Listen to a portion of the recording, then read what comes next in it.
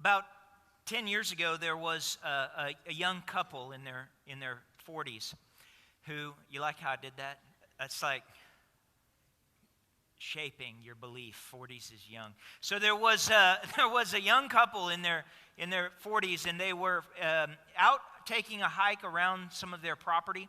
And while they were out there just walking around with their dog, they noticed a rusted out tin can kind of half submerged in the earth. And so they went over to it, and they dug it up and they picked it up. And when they looked inside, there were gold coins inside of this rusted out tin can. And so they began digging into the earth, and they unearthed 8 tin cans containing solid gold coins dating from 1849 to about 1890. All told, the coins that they unearthed from their property were worth tens of millions of dollars. They were mint condition because they'd been out of circulation, just buried there in the ground for all that time. Now, what if I told you that I have it on good authority that there is buried treasure in your neighborhood? I don't know which house it's in, but I do know in one of the backyards in your neighborhood, there is some buried treasure that is actually even more valuable than the one found by that extraordinarily young couple.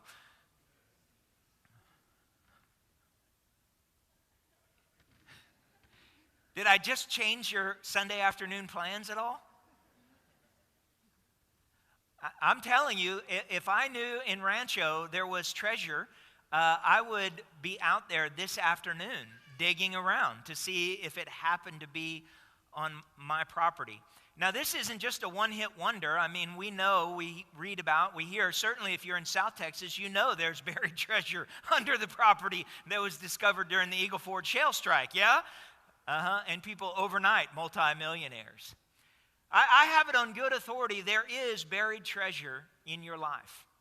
I know this because as I pray and as I look around the life of our church, I know with certainty that there are buried treasures in your heart, in your life. We're right now this week in the process of leading the Confirmand students in a spiritual gift inventory where they get to take a self-assessment and discover what spiritual gifts they have. In fact, I taught that last Wednesday night about the gifts of the Spirit. They're in the process of taking that inventory, and they're at their confirmation retreat this weekend. We've got about 40 people up in Glen Lake right now in worship and adventure and learning more about who God is and how He is calling them. And one of the things that they're doing is finishing that inventory. Remember when you took it? Yeah. All of our confirmands take that assessment. And one of the things that inevitably happens every year is we go through those gifts and we come to some of the gifts that are wildly underrepresented in the room. Some of the spiritual gifts, teaching, leadership, hospitality, craftsmanship, music, those spiritual gifts are appropriately represented in the room, but some of the spiritual gifts are not. We should expect to see more of the students with those gifts. Things like working of miracles, praying in tongues, healings. But they're always underrepresented. The reason why I tell the students I think these things are underrepresented is we are in a stripe of Christianity that has not done a lot of teaching on these things for a while. We've allowed that treasure to get buried in the field over time. And so I know that there are more students that raise their hand have those gifts because God gives those gifts out inside the church, inside of the generation, so that all the spiritual gifts will be made manifest in the body of Christ, so that the fullness of God's work and plan will be manifest. So I know those gifts are in there. They're just buried treasure. Now, it's not just the confirmands that this is true of. It's true for some of you as well. Did you know that God has gifted you with spiritual gifts for the building up and the equipping of the church? Now, you and God know what those gifts are, and if you don't, we'll be more than happy to help you discover what they are. I'll send you the same inventory that we give to the confirmands. It works for everyone. But God has given you those gifts, and they're here. Even if we don't always see them manifesting, it's not because He hasn't provided. In some cases, it's because we've simply not sought them or accessed them or chosen to deploy them. But today I want to talk a little bit about one of those buried treasures that is most certainly available in this place for you, and in some cases through you for others. And that is healing. You and I, we serve this incredible God, Jesus, who came to earth to bring restoration to our life.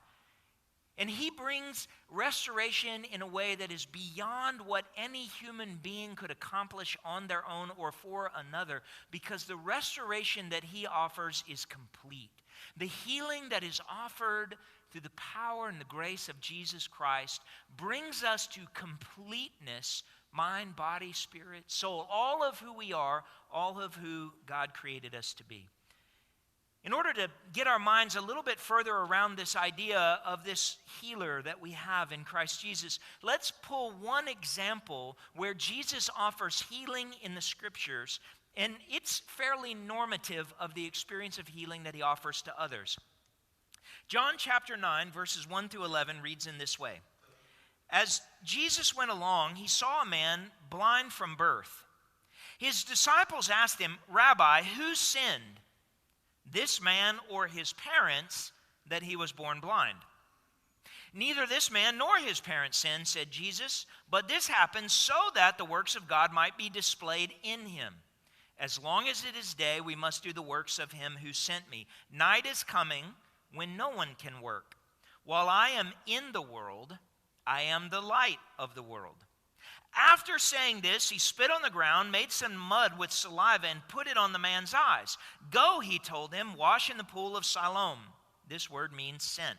So the man went and washed and came home seeing. His neighbors and those who had formerly seen him begging asked, "Isn't this the same man who used to sit and beg?" Some claimed that he was. Others said, "No, he only looks like him." But he himself insisted, "I am the man." "How then were your eyes open?" they asked. He replied, "The man they called Jesus made some mud and put it on my eyes. He told me to go to Siloam and wash. So I went and washed, and then I could see." The first thing I want you to see in this is the nature of Jesus' approach to this man and the cause of his affliction. Jesus comes across a man who, it says, has been blind since birth. And the people around wanted to know from Jesus, who sinned, this man or his parents, that caused him to be blind? Now, what they're really asking is, who did something so offensive to God that God decided to smite this man because of the sin? The underlying question is, why did God cause this to happen? And Jesus is going to dismiss that assumption completely. What Jesus says is, neither this man nor his parents sinned. No, this was done so that God might be glorified. Now, we know that that man has sinned. And we know that his parents have also sinned. So when Jesus says neither this man nor his parents have sinned, He's not saying neither has ever committed a sin in the entirety of their life. What He's saying is God did not cause this in the way that you think. God is not the author of this man's blindness. Because that's really the question that they're asking, and that's the question that He's answering for them. Why did God cause this man's blindness? And Jesus' response is, He didn't. God didn't cause this man's blindness. But that's not to say that God is detached from what's happening in this man's life. That's not to say that God is not involved in some way, and you're about to see the way in which God is involved, because when he is healed, God will be given glory.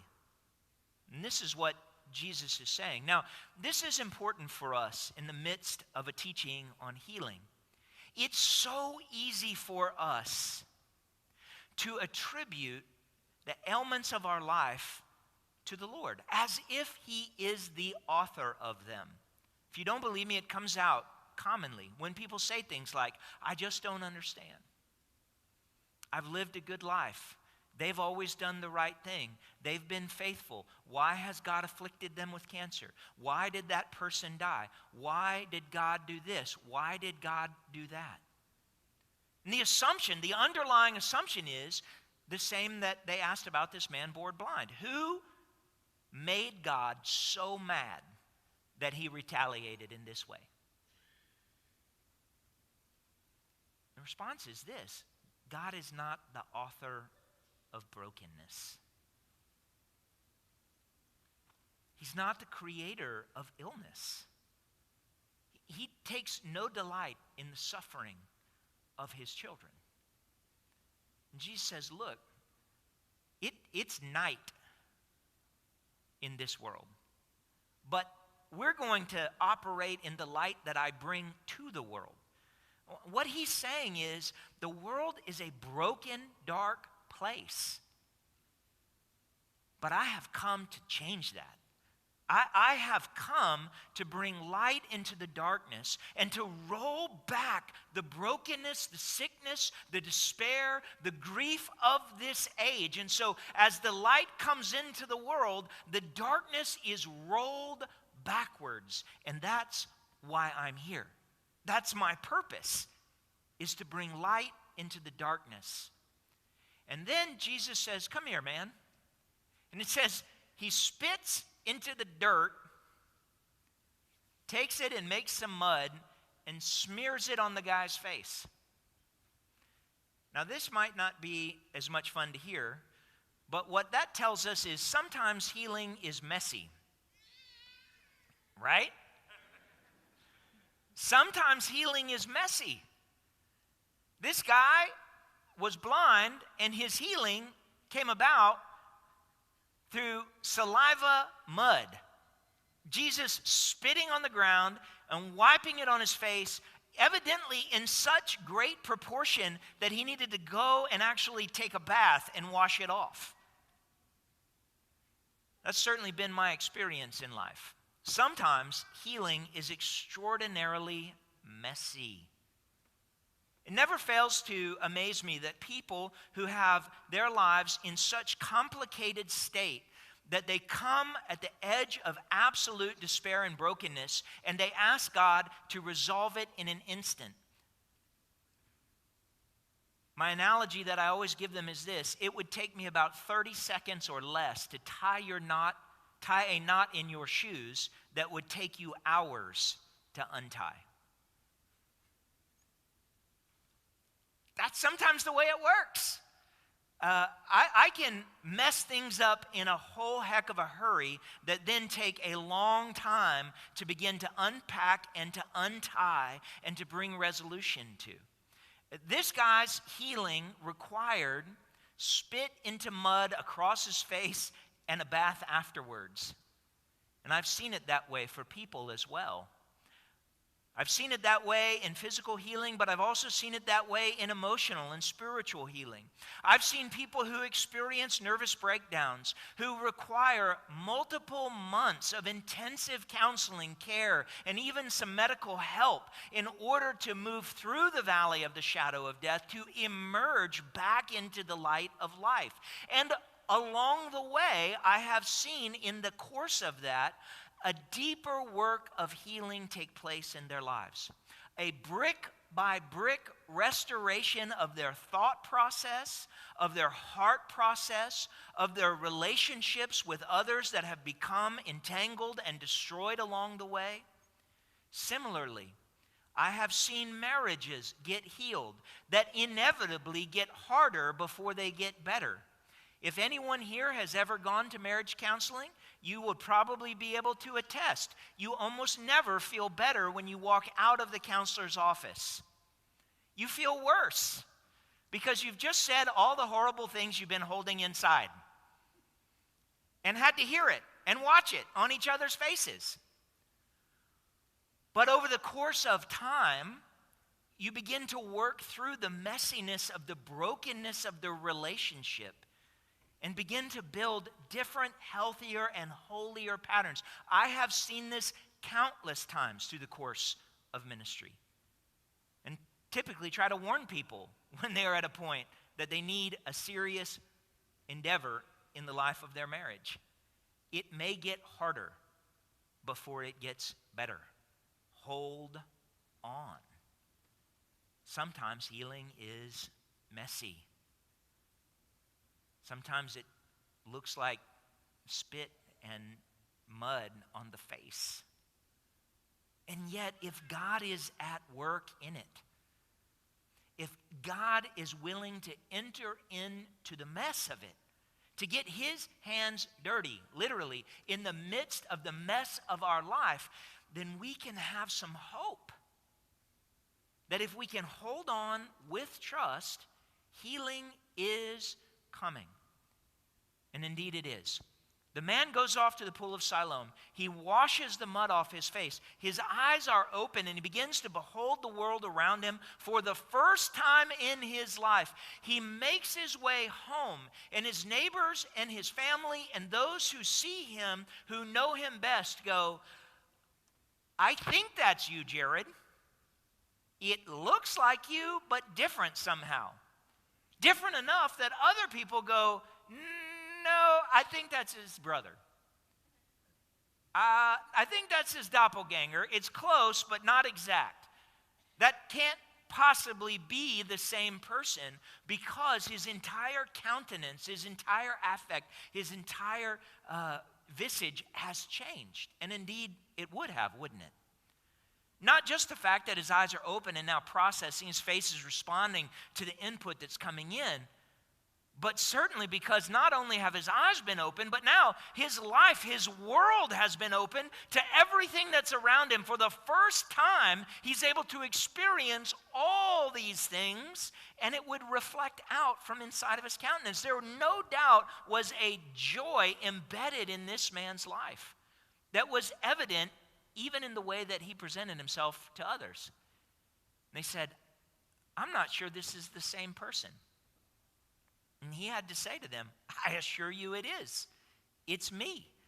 But I can see now. I can see now. They said, how did that happen? He said, I met a man named Jesus. I met a man named Jesus who has the ability to open the eyes of the blind. There's only one who can heal like that, and he is the Lord. He said, he spit in some mud, he put it on my face, I washed it off in the pool, and now I came home seeing. I came home healed. But more than that, friends, he came home restored. The neighbors, they say, well, that guy used to sit and beg. Can it be the same guy? There's something about him that has fundamentally changed and transformed. And this is what I want you to really hone in on. Jesus has this way of healing us that not only can affect physical transformation, physical healing, healing in the flesh, but what he's really after is our complete restoration. Reforming us into the image with which he once first created us. You see, Jesus knows the form in which he knit you together in your mother's wombs. He knows who you are and what you are before the pain of sin, before the disappointment of loss, before the burden of grief. He knows who he created you to be. And Jesus heals us in a way that restores us, not just internally, but begins to restore us even externally. This man, blind from birth, assumed to be a sinner and therefore unclean, would have been severed from the community of the faithful, relegated to sitting on the outside of the temple, palms out, asking for charity. Now, eyes open, can walk into the house of God, a part of the fellowship of the faithful. Not only that, he once was sitting on the margins, begging for an income. Now he's able to work, to re-engage, to pursue whatever God calls him to in the course of his life. He can move freely back again within his own society, amongst his own people. Do you see what I'm saying? Jesus has restored him. He didn't just give him his sight. He has restored him into community. He has restored him into the everyday experiences of life and humanity and the fellowship of all the believers. Jesus has restored him. And this is, I think, the purpose of the healings that Jesus brings. They are intended to be restorative,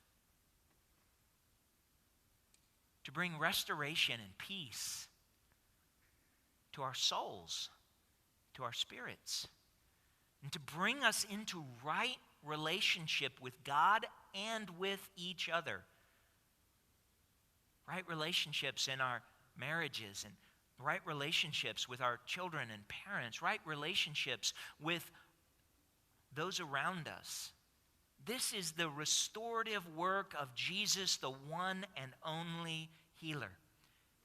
Is to bring not only wholeness to our bodies, to our spirits, but to restore us into right relationship with him and with each other.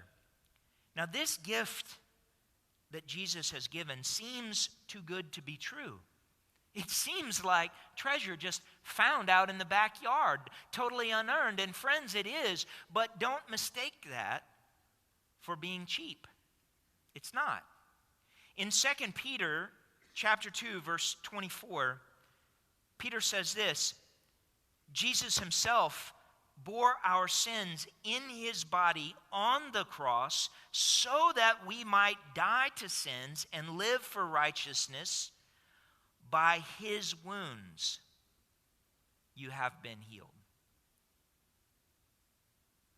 The healing that we experience at the hand of Jesus is free, but it's not cheap. It cost him his life. It cost him everything. He was willing to take our sin into his body and to have it crucified there on the cross so that we might die there too and rise with him victorious, that we might die to sin, that we might rise to new and everlasting life, church. This is how we are healed. This is how our restoration comes about. This is why Jesus is the one and only who can truly bring whole healing to our hearts, to our bodies, to our lives. Why he's the only one who can restore us to our created image, because there has only ever been one who gave his life as a ransom for all, and it is by his sacrifice that we have healing. And so it comes in him, through him, by the power of his name, that we receive healing, wholeness, restoration in our life. This treasure is not one that need stay buried in the field forever. God invites us to unearth those gifts of the Spirit that bring glory and honor to him, to invite his Spirit by his name to work miraculously in our hearts and in our minds and in our lives. And today, as we continue in worship, Pastor Steve is going to give you an invitation to receive that kind of restoration in your life.